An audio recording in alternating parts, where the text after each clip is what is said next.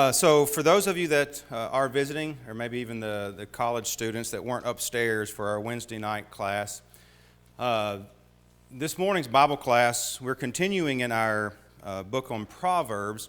And so the topic that I'm supposed to be talking about, the title of the lesson from Lesson 12 is Abstain from Fornication. And I'd mentioned on Wednesday night that I do want to talk about fornication.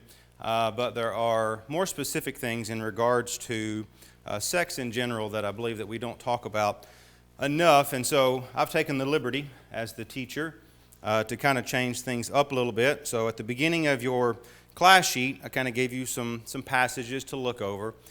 And if you will allow me just a moment for a little bit of an introduction to, and one of the reasons why I really think that this is important for us to be discussing what we're going to be discussing this morning. Because the fact of the matter is we live in a sex-saturated society. It is a major component to plot lines in TV shows, movies, books.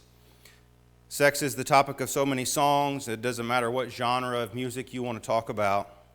Sexuality has become a political and a social movement with gay rights and pride campaigns. Sex through the medium of pornography dominates the internet. Sports now are being upended by transgender issues, specifically men competing as women. You actually have Storybook Hour that's being overtaken in libraries by drag queens now. Needless to say, sex is everywhere. Yet despite all the attention and even obsession devoted to sex, human sexuality remains an uncomfortable topic amongst Christians. Consequently, it's often ignored. This may be well and good for some to not talk about sensitive issues. But how does this approach lead to a formation of a healthy understanding of human sexuality? I appreciate sensitivity surrounding the topic of sexuality, especially in mixed company. These things are private and ought to be things that cause us to blush when they are profaned and when they are perverted, which they oftentimes are. However, we must talk about the issue surrounding sexuality. Why no sex before marriage? Why sex in marriage? If we remain silent on these issues, Satan will speak. If we ignore these topics, then society and the world will fill the void. We can remain quiet no longer, and we must break through any discomfort that we might feel with discussing such a topic. And we must teach, we must preach on the subject of sexuality. Too much is at stake for us to remain silent. Because when it comes to sex and sexuality, the Bible is not silent. And neither should we be. Now, a large portion of that I took from a sermon that my cousin actually preached. And it said a lot better what I wanted to say, so I'll let him do most of the talking. But this is a huge problem that I believe we have within the church. We are so embarrassed or ashamed, or I don't know what word to use, that we don't want to talk about sex. And so the world fills the void for our children. And I recognize that this is a topic that should be talked about in the home, and I really, really hope that it is being talked about in the homes of all of our families.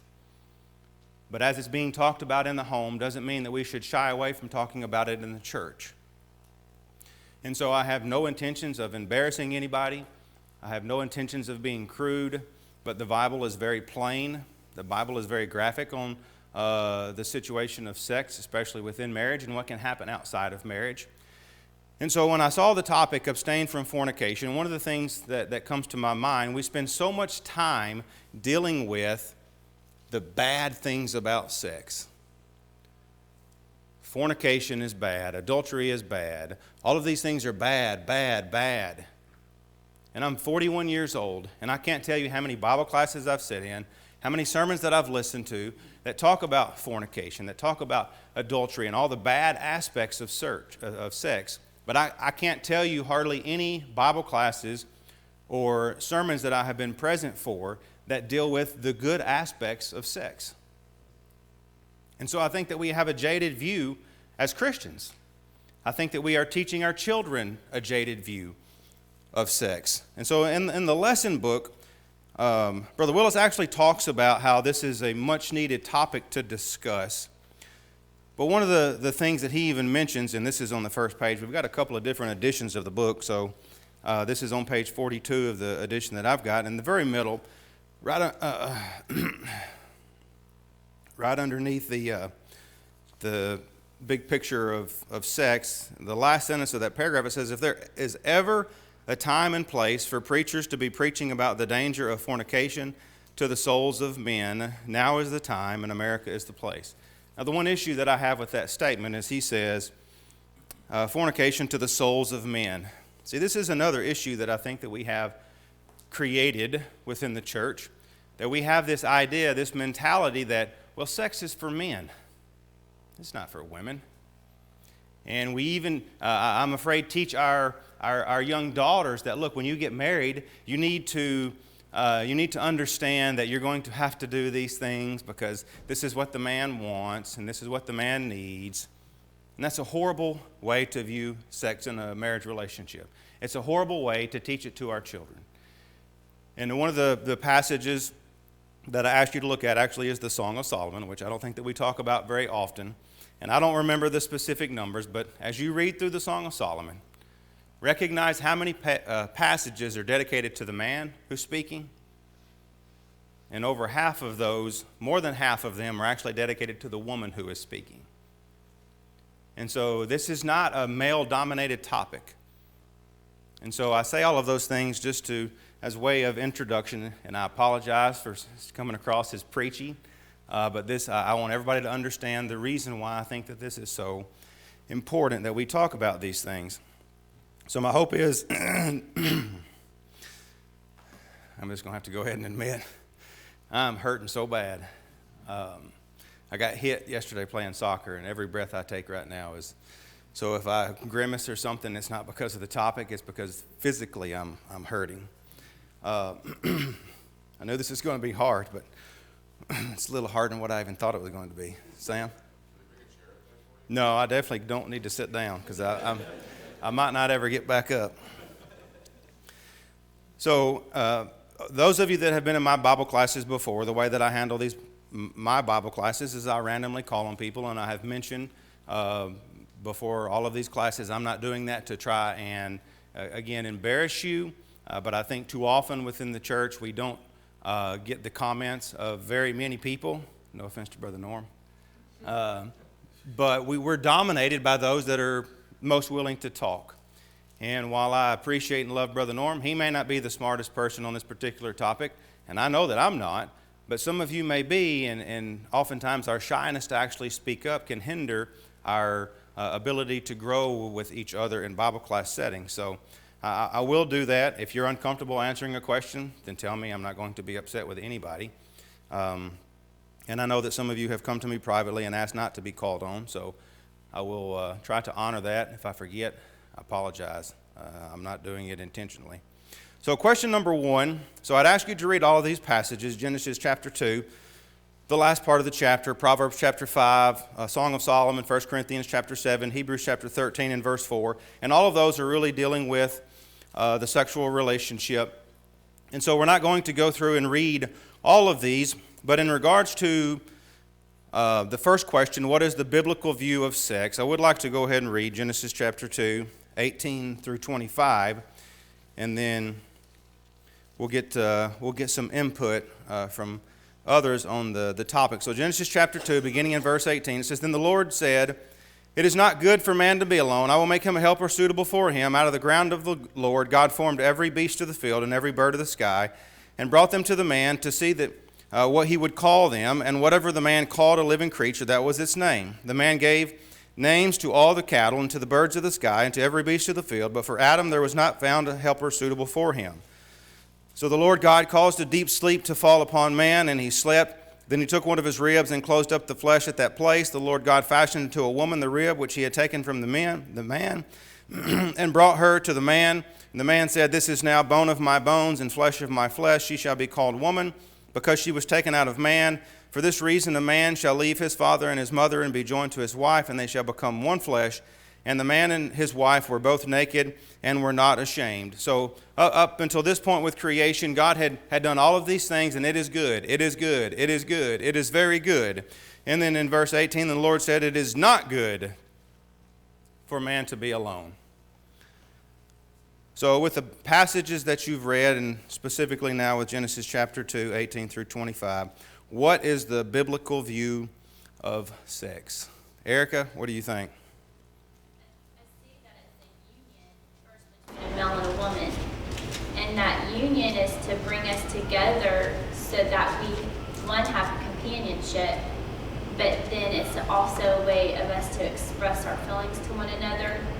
And we see that as in bringing up Hebrews, we see that the marriage bed is undefiled. It's something that's pure. And in other passages, I won't bring them up now for later questions, but you see that our marriage also, the biblical view of it, is also an image of Christ in the church. Very good. Brandon, what do you think? I put basically the same thing. I did note too that, you asked what the biblical view of sex is. Sex, you used to say, what sex are you, male or female? And so there's two, right? And so it is, sexual intercourse is the joining of a male and a female who have the right to be married and to join. And then you have fornication, of course, is when you don't have the right outside of that marriage relationship. All right. Jesse? Just looking at this, we know this is of God. I mean, it all begins with God. In the beginning, God created the heavens and earth. Then he gets to day 6 and makes us. And so this is, according to God's wisdom and design from the very beginning, when a helper not suitable to man can be found, and from man was made woman, and becoming husband and wife, and the sexual relationship in that union, in that marriage, that is God ordained and pleasing thus to God. Yeah. So one of the things that I wrote down, and I think that what Erica brought up with Hebrews chapter 13, verse 4, I think that is a key passage to actually this question. So I intentionally left the question vague. So I says, what is the biblical view of sex? Well, are we talking about sex during marriage, in marriage, outside of marriage? Because the biblical view on sex in each of those situations is varying. But I think that it is dealt with very well in Hebrews chapter 13, verse 4. Again, as Erica mentioned, it says, marriage is to be held in honor among all, and the marriage bed is to be undefiled. For fornicators and adulterers, God will judge. So one of the things that we need to recognize, sex is mentioned many times throughout Scriptures, but oftentimes it's not specifically said, use the word sex. So here the word bed is a euphemism for sexual activity within marriage, and God calls this activity undefiled, which means pure, which is what God's view of sex in marriage is, to be undefiled, to be pure amongst those two. And the same New Testament Greek word is used earlier in Hebrews chapter 7 and verse 26 to describe Jesus, our high priest, as holy, harmless, and undefiled. So it's the same Greek word that is described there in regards to the marriage bed. And so God wants us to know that there's absolutely nothing sinful and there's nothing compromising about sexual activity between a husband and a wife. It is good. It is something that He intended from the very beginning. But obviously the latter part of verse 4 there, fornicators and adulterers God will judge. So outside of the marriage relationship, then that's where the problem is created. So I think that from the very beginning we need to recognize that sex is normal in the marriage relationship. Sex is expected in the marriage relationship. We'll talk more about that in 1 Corinthians chapter 7. I think that it is something that is to be enjoyed. We'll talk about that in Proverbs chapter 5. And it's something that should be celebrated between a husband and a wife. Let's move on to question 2 because it kind of ties into the Genesis passage that we just read. So noting Moses' concluding commentary in Genesis 2, verse 24, what do you think it means for a male to leave, hold fast, and to become one flesh with his wife, and vice versa? Todd, what do you think that's talking about? Yeah, obviously, Adam and Eve didn't have a father and mother to leave, right? So Moses, writing this thousands of years after these events, is giving that commentary for all of us. It's the idea that there's a new unit that is formed, when a man and a woman come together, they're no longer parts of their parents' household, but forming their own and expected to live now as a new unit. Marissa, what do you think?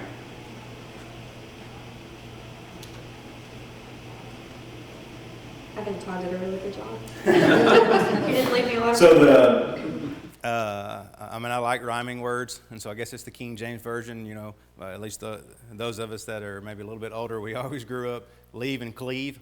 But there are other translations. The one that I'm asking the question from is to hold fast. And so there's this joining together. There is this bond that is to be created. And I think that part of that is the sexual bond that is being created. But we, as a couple, as a married couple, are supposed to be one spiritually. Malachi chapter 2, 14 through 16. We're supposed to be one physically. 1 Corinthians chapter 6. We're supposed to be one emotionally. 1 Corinthians chapter 7. And that really is something that cements the relationship. And so if any part of that is not there, then now that cementing of that relationship is actually being degraded. And I think it was Erica or Brandon, one of them made the comment about the relationship between Christ and the church. And I think that even with this sexual relationship, it's something that we need to recognize, because marriage is supposed to be a reflection of the closeness between Christ and the church. And so we preach all the time about the church and Christ and being the bride, and so this closeness that we are supposed to have. Well, it's the exact same with the marriage relationship. We're supposed to have this closeness, and we're not reflecting that closeness of Christ and the church if we don't have this bond, if we don't have that sexual component of that bond within the marriage relationship. I think that a lot of times we talk about leaving and cleaving, and I think that we focus on, okay, well, the husband's living with his parents, or the man is living with his parents, the wife is living with her parents, and now they need to come together and leave that situation. Depending upon culture and whatever else, you may actually be living with a set of parents. That doesn't mean that you can't leave and that you can't cleave. And so I think it's more talking about the sense that as Todd mentioned, there's this new unit, all right? And guess what? That's more important. That is the most important unit now. And so the two, husband and wife, they're not relying on one set of parents or the other set of parents. They are a new unit. They're a new family, and that's where the focus needs to be. And yes, even when kids come along, the kids are not more important. The relationship that one or the other has with the kids, or both have with the kids, is not more important than the marriage relationship. And we oftentimes lose sight of both of those, and so the marriage degrades because we're not putting that as the primary relationship. We're not technically holding fast and continuing to grow together and become one flesh. All right, question number 3. What can we learn about sex from Proverbs 5, 15 through 20? So Proverbs chapter 5, go ahead and be turning over to there. If you have a comment that you just want to make, if I'm not looking up, just let me know, because I'm trying to get through as many as we can. Jesse first, and then Brandon. Maybe you said this, but one of the aspects certainly of the holding fast or cleaving and the joining is you hit on cement. I mean, it's like, that's sometimes the definition you'll find, like glue, cement. Therefore, what God has joined together, let not man separate. So it also speaks to the permanency that God designed in the marriage union, until death do us part. That's the original design. Yeah. And that is an excellent point to get across. And Todd made the comment that this is Moses' commentary. And of course, Jesus talks about this over in the New Testament as well. But what God has joined together, this is a God-joined union. And so we have no right, as a husband or as a wife, to try to not live up to our end of the bargain, so to speak, in that union, because it is a God-joined union. Brandon? All right. Proverbs chapter 5. Beginning in verse 15, drink water from your own cistern and fresh water from your own well. Just let me tell you, this ain't talking about drinking water, okay? And so if there's anybody that is confused, this is not talking about drinking water. Drink water from your own cistern and fresh water from your own well. Should your springs be dispersed abroad, streams of water in the streets, let them be yours alone, and not for strangers with you. Let your fountain be blessed, and rejoice in the wife of your youth. As a loving hind and a graceful doe, let her breast satisfy you at all times. Be exhilarated always with her love. For why should you, my son, be exhilarated with an adulteress and embrace the bosom of a foreigner? So, Ken, what can we learn about sex from that passage?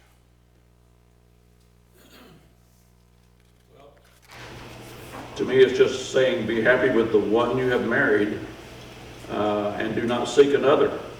Let her love satisfy you and be content with what you have, so to speak.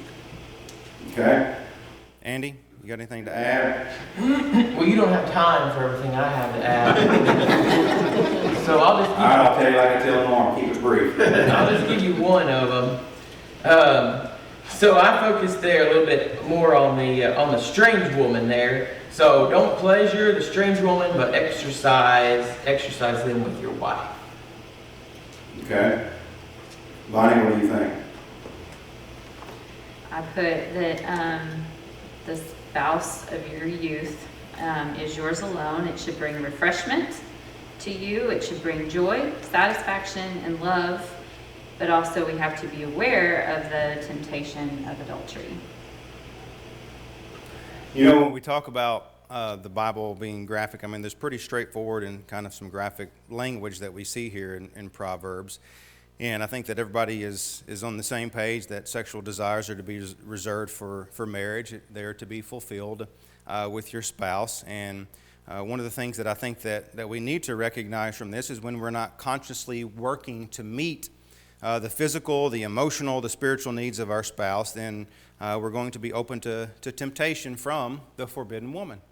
And I think that to ignore the needs of our spouse, again, whether it's the husband or the wife, that it's going to be a recipe for disaster. And I think that's one of the things that we see throughout the book of Proverbs so often. And so it's something that we need to be mindful of. So if you are not married, then obviously you're commanded to have self-control, to exercise self-control until marriage. But this is something that should be enjoyed, again, by a married couple. It says to rejoice in the wife of your youth. Be exhilarated. Be exhilarated by one another. Clark says in his commentary, he says, be satisfied with thy own wife, and let the wife see that she reverence her husband and not tempt him by inattention or unkindness to seek elsewhere what he has a right to expect but cannot find at home. And again, I don't like the focus just on the man. This goes both ways. Any other comments on Proverbs chapter 4? Jesse. Jason, it's always critical to me who writes these words, whose mouth they're coming from, whose mind they were conceived in. I get it, it's inspired by God, but if you consider who wrote this, there's a power of wisdom in that alone that this comes from the person who knows full well the consequences of the other side of this argument. And I think we can't overlook that. Been there, done that, got the t-shirt, it's not worth it. Yeah, absolutely. Norm? I think it's important that this entire thing starts off with an entire analogy of water, not once, but almost 3 times. And whenever something's repeated 3 times, it's something to pay attention to. And water is the source of our life. We have to live by it. We can't live without it. Our spiritual lives are rejuvenated by the water from the springs of life that flow from Jesus. And so to equate that with marriage, the bond between a husband and wife, it is to be your life. It is, I think it's part of the, it's no longer 2, you become 1. For my part, being the husband, she is my life. And what would I do to destroy that? How do you, the idea that you have to now think of this very differently and the importance of it now, making that decision. This is somebody I'm going to spend my life with. Yes, God expects that. And more than that, He expects you to live life now with this other person. And I'm glad that you brought that up because as I was preparing for this, I mean, I got so many thoughts in my mind that I'm trying to figure out. I don't even know how I'm going to get that across because I've got so many things that I want to get to. But he talked about this idea of water. Water is a necessity for us as human beings. And so one question that I just have in general, and we've touched on it, are sexual desires natural? Yes. God created us with sexual desires. And so we have this desire to fulfill this need. There are other natural desires that we have to survive, water being one of them, obviously food is another. And what happens when those desires aren't met? Well, ultimately we die. Now, don't walk out of here saying, well, Jason just said if we don't get our sexual desires fulfilled, we're going to die. That's not what I'm saying. But I am saying that we have these other natural desires that God has placed within us that we have a need to fulfill. The sexual desire is a natural desire that we have as humans. And God has given us a place to fulfill that desire. We're going to talk about that now in 1 Corinthians chapter 7. Go ahead, Erica. On this subject, though, you may not physically die, but your marriage will. Absolutely. I mentioned that I have not been present for very many sermons or Bible classes specifically just with this topic, and so I was trying to catch up for old times. And so over the past couple of weeks, I've listened to 8 different sermons from various men on this particular topic. And I've also read a lot of material. There was a question and answer thing that I was reading where people would submit a question and a preacher in a conservative church would provide an answer. And one of the questions from the woman was, can you help me show to my husband that that marriage isn't all about sex? And she went through this whole story about how her husband does so much. They've not had sex in 5 years since they were first married. But she's giving herself to the Lord, the more important thing. And she had neglected so many things in the marriage relationship. And the husband had actually come to her and said, look, I'm really struggling after 5 years. And she's like, but I have full faith. You know, he's not going to be unfaithful to me. And so she's wanting help from this preacher to explain to her husband that, you know, he's the one's got the problem. Thankfully, whenever he was replying, of course, he used all these passages of scriptures that we're talking about, and at the very end of it, he said, your marriage may end, and it will be your fault. And I think too often we think about, again, this idea of fornication, and we have the right to remarry if our spouse commits fornication or adultery, and what caused it to get to that point. And that's something that I think that we need to think about, and I think that is something that is dealt with now in 1 Corinthians chapter 7. So let's look at question 4. What role does sex play between a male and a female in the bond of marriage, or what is the purpose of sex in the marriage relationship? And so I specifically chose 1 Corinthians chapter 7 to answer this question. So let's read through this and then answer that question. What role does sex play between a male and a female in the bond of marriage? So 1 Corinthians chapter 7, we'll begin in verse 1. It says, now concerning the things which you wrote, it is good for a man not to touch a woman, but because of immoralities each man is to have his own wife, and each woman is to have her own husband. The husband must fulfill his duty to his wife, and likewise also the wife to her husband. The wife does not have authority over her own body, but the husband does, and likewise also the husband does not have authority over his own body, but the wife does. Stop depriving one another, except by agreement for a time, so that you may devote yourselves to prayer and come together again, so that Satan will not tempt you because of your lack of self-control. Now, this may not have been the passage that you were thinking about, and that's fine. So what role does sex play between a male and a female in the bond of marriage, or what is the purpose of sex in the marriage relationship? April, what do you think? Besides procreation, sex and marriage builds trust in one another and strengthens unity. And I was also thinking, like the physical, like chemical side of it. Like in the woman, it releases oxytocin, which is like the chemical that is like a bonding hormone, and so it like promotes connection and like reduces stress. And then also for both the male and the female, the hormone of endorphins are released. And so like God provided these to like further connect them even on a chemical level. And so like it goes even beyond like the emotional connection, but like even physically on a chemical connection, it promotes mutual joy and connection. Yeah, and I'm glad that you brought that point up, because we talk about how beautiful creation is and how magnificently our bodies are made. Obviously, we have an awesome and all-powerful God that has created us, and so we have these chemical things that go on during the sexual relationship that obviously God designed all of that. And so it's such a great thing, again, within the marriage relationship. Gil, what do you think? What role does sex play between a male and a female in the bond of marriage? You said twofold, intimacy and then procreation. Okay. So the procreation, I think, is one that we typically, that's the first thing we go to.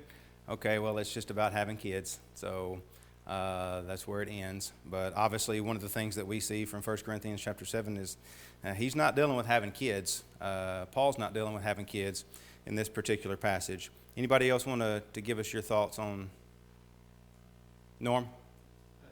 God has many ways of doing certain things, and he's not only put this in place for the future of the human race, that's the creation side, but he's made it so that it's a natural thing to do within his plan. So we need not go like, well, we can give either this or that. No, he was smart enough to be able to put his plan together to make it so that we could enjoy. It's a little taste of heaven is what we're supposed to have here.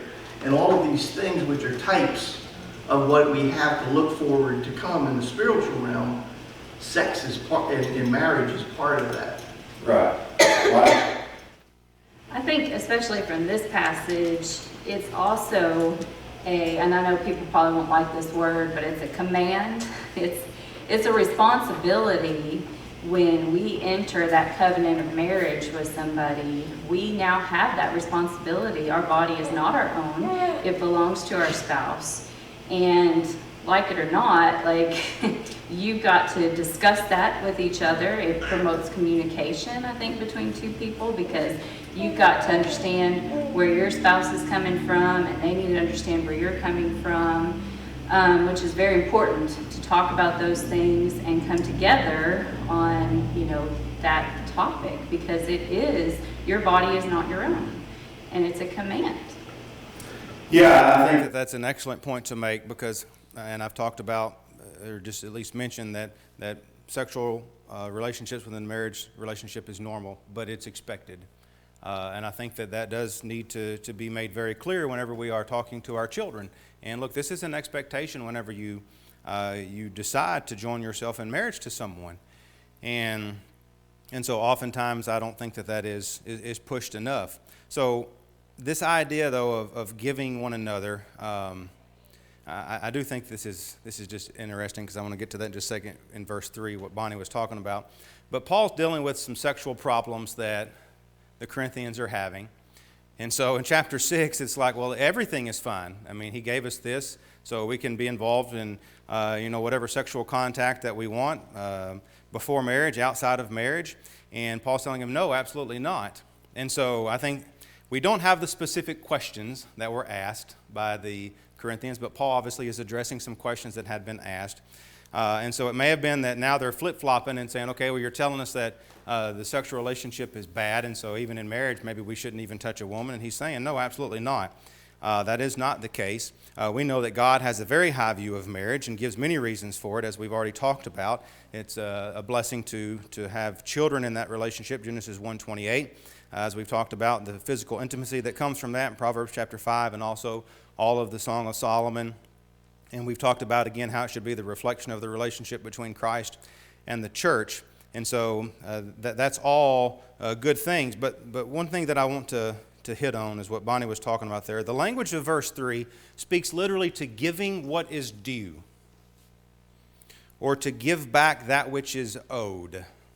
So we have this God-given responsibility to give ourselves to the sexual needs of our spouse. And part of that is to fight against temptation, and because it is the right of marriage. So it is a right that we have as a married couple, but it is also to fight against temptation. Verse 4 presses the thought even further. It talks about the wife has authority over the husband's body, and the husband has authority over the wife's body. Now put yourself back in the first century, and this is pretty big, because this is a male-dominated society even at that point. And so the man pretty much got whatever he wanted. And that's the way that they all viewed it. And so when he says that the husband basically owns his wife's body, oh yeah, absolutely. Oh yeah, well it's just the opposite too, man. And so the woman also owns the body of her husband. And so this is a huge deal for them, and it's also something that is very important to us. Both husband and wife are to give each other. I'll say that again. Both husband and wife are to give each other. And so too often, I think men will use this passage and be like, you owe me this. I deserve this. God said you've got to give it to me whenever I want. Is that giving? Is that loving? Yeah, maybe from the wife. Well, I've got a headache. Well, you've had a headache every night for the last month. Maybe we should go get you checked out. Is that giving? And I know that I am being somewhat funny, but this is real. We have to look at it from the standpoint of unselfishness. And if both partners look at it from the standpoint of unselfishness, then we're not going to have all of these problems. But what happens is selfishness creeps into the relationship, which is exactly what Satan wants. He wants selfishness to creep into the relationship, and so we don't have the sexual companionship that we should. And so temptation does arise, which we see from multiple passages. And so we have to recognize that is a problem. That is sin within the marriage relationship. And so I do believe sex in marriage is a hedge against sexual immorality. It is designed to be a hedge against sexual immorality. Later on in 1 Corinthians chapter 7, what does it say? If you can't control yourself, then you get married. Now, I would warn you that that's not a good thing if you're just getting married because you're trying to fulfill this sexual desire. But sex in marriage is a hedge against sexual temptation. Again, it is normal. It is expected from verses 3 through 5. It's to be enjoyed, as Norm talked about, and as we read there from Proverbs chapter 5. It is not to be used as a weapon. And I think too often it is used as a weapon in our marriage relationships. Any other comments on question number 4? Andy? Yeah, if you back up to chapter 6 there in 1 Corinthians, in verse 16, Paul says, he who is joined to a harlot is one body with her. For the two, he says, shall become one flesh. And so what we see there, what we see through both these chapters is that the act that bonds the marriage, that brings us together as one, is also the same act that will dissolve your marriage as well. Yes. So, just because of sake of time, I want to take the last 5 minutes and just talk about this idea of fornication. We're going to skip over question number 5. Well, the one thing I will mention in regards to question number 5 is ways to protect yourself against sexual sin. So we're doing the young men's leadership class, and today the boys are supposed to determine one particular person from the Bible that they view as a good leader. So for the men that will be there, I'll go ahead and tell you Wyatt picked Daniel. And one of the things about Daniel is from the very beginning, it says that he purposed in his heart. He had already had the resolve in himself that I'm not going to be involved in these things that he deemed as sinful, that went against his convictions. And so that's a big thing. Make the resolve in your heart that you're not going to be involved with those things. So question number 6 says, Matthew 19:9 in the King James Version reads, And I say unto you, whosoever shall put away his wife, except it be for fornication, and shall marry another, committeth adultery. And whoso marrieth her which is put away, doth commit adultery. The word translated fornication in this passage is the Greek word porneia. What is the definition of this word? Now, the reason why I really wanted to make sure that we at least hit on this just a little bit, whatever we don't get done, we're going to leave it up to Jesse. Maybe he can preach a sermon on it. Or I'm going to have to come back and teach another Bible class. We have a huge problem within the church where people and some very well-known couples even within the church, within the conservative church, are trying to push or expand the meaning of porneia, which then when you do, that allows divorce for just about any cause, which is exactly what this is fighting against, because you can't get divorced for just any cause.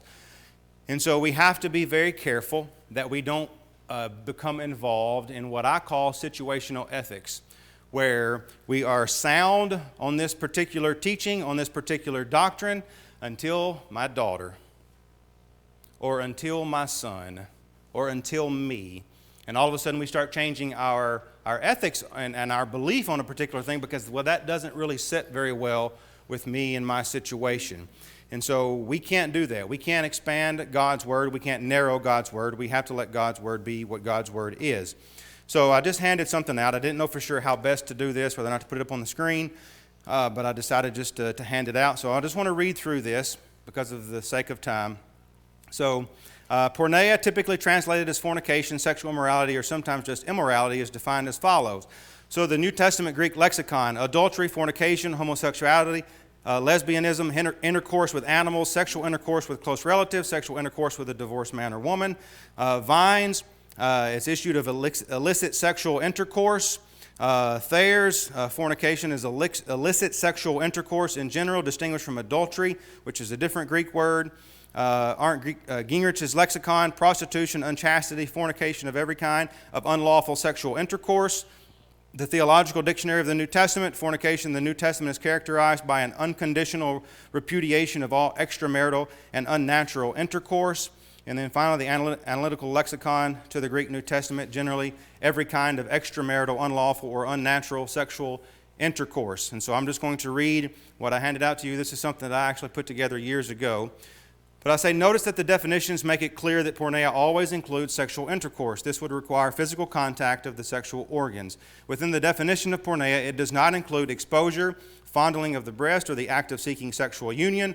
These sinful acts, however, would be included in the Greek word aselgia, as translated lasciviousness in Galatians chapter 5 and verse 19. I think this is very key for us to understand. Aselgia, typically translated as lasciviousness, lewdness, or sensuality, is defined by Thayer's Greek lexicon as wanton acts or manners, as filthy words, indecent bodily movements, unchaste handling of males and females. Porneia and aselgia are not the same. In fact, they are used almost side by side in Galatians 5 verse 19. Now the deeds of the flesh are evident, which are immorality, or porneia, impurity, sensuality, which is aselgia. So Jesus very easily could have said, and I say to you, whoever divorces his wife except for porneia and aselgia and marries another commits adultery. He did not. And we therefore cannot go beyond what is written. So we have to understand the distinction between all of these words. And so we can't put something there that is not there. And the last thing that I will mention, because one of the arguments that I have heard is the Art Gingrich's lexicon dictionary. It mentions the word unchastity. And so people will argue that, well, then that means pretty much anything. Well, there's a lot of things that are considered unchaste or considered impure, including smoking and drinking and other forms of impurity that we can bring upon our bodies. And we all would agree that we're not going to use that as means for dissolving a marriage relationship. And so one of the things that I want to point out is one of the problems that you have with this is when you try to make modern English dictionaries and try to give older English words their meanings based on our language. And you can't do that. And so what did the word unchastity mean when those definitions were originally written? So when a young woman or a young lady was chaste in those days, what was she considered? A virgin. And so what kind of idea does that bring to mind? Well, that's the unchastity that is being talked about there. So